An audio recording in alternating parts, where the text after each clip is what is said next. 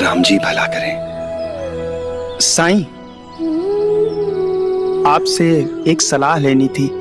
कहो रविदास। मैंने चंपा को कभी बेटी की तरह नहीं पाला। मैंने उसे कभी किसी बंदिश में नहीं रखा। तुम्हारी इस बात की मैं हमेशा सराहना करता हूँ। साईं, चंपा को बचपन से ही गाने का शौक है और इसके लिए मैंने उसे कभी मना भी नहीं किया। लेकिन साईं, इसका ये मतलब तो नहीं कि मैं उसे नाटक मंडली में काम करने की अनुमति दे दूं। इसीलिए मैंने गणपत राव को ना बोला। साईं, नाटक में भाग लेने के लिए उसके पास जब प्रस्ताव आया तो गांव के लोगों ने मेरी बहुत आलोचना की, क्योंकि मैंने अपनी बेटी को बहुत ज्यादा छूट दे रखी थी। साईं, पहले तो मैंने उसे अनदेखा करने की कोशिश की, लेकिन गांव वालों के बातों से डर के मैंने चंपा का घर से बाहर निकलना ही बंद कर दिया। और आज गणपत राव का राग मल्हार सुनकर वही गांव वाले कह रहे हैं कि चंपा किस्मत वाली है, जो गणपत राव जैसा गायक उसके साथ गाना चाहता है, अभिनय करना चाहता है, और मैंने उसे ना कह के मूर्खता की है। अब साईं, आप ही बताइए, हम करें तो क्या करें? मुझे नहीं पता था रविदास कि तुम्हें भी यही बीमारी है। बीमारी? क्या हुआ साईं? क्या बीमारी है चंपा के बाबू को? संसार का सबसे पुराना रोग।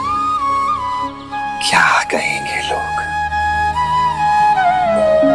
जानते हो रविदास, जब कोई चीज लोगों की समझ में नहीं आती, उनके पल्ले नहीं पड़ती, तो वो कहने लगते हैं कि वो गलत है, ठीक नहीं है।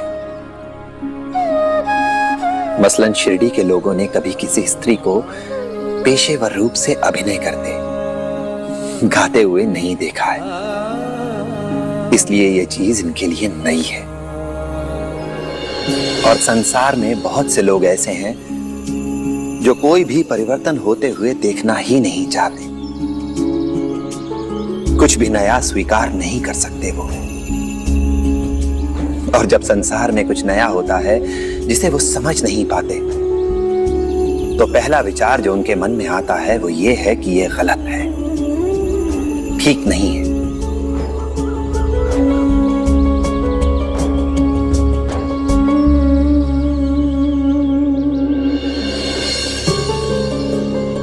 लेकिन तभी एक इंसान आता है और कहता है कि गणपत राव पर सरस्वती का आशीर्वाद है, और फिर वही लोग जो आपकी आलोचना कर रहे थे आपकी प्रशंसा करने लगते हैं, क्योंकि जिस किसी के साथ भी भगवान का नाम जोड़ दिया जाए, लोग स्वतः ही उसका अनुसरण करने लगते हैं। जानते हो इसका मतलब क्या है? इसका सिर्फ एक ही मतलब है कि हर इंसान की अपनी अलग अलग सोच होती है, और वो भी समय और परिस्थिति के अनुसार बदलती रहती है। अगर हम सभी की सोच को सुनते रहेंगे, उसके बारे में विचार करते रहेंगे, तो कभी कोई जोखिम नहीं ले पाएंगे, कोई विकास नहीं होगा, कोई प्रगति नहीं होगी। और इसीलिए चार लोग क्या कहेंगे इसके बारे में सोचकर खुद को रोक लेना, इसे मैं संसार का सबसे बड़ा रोग मानता हूं।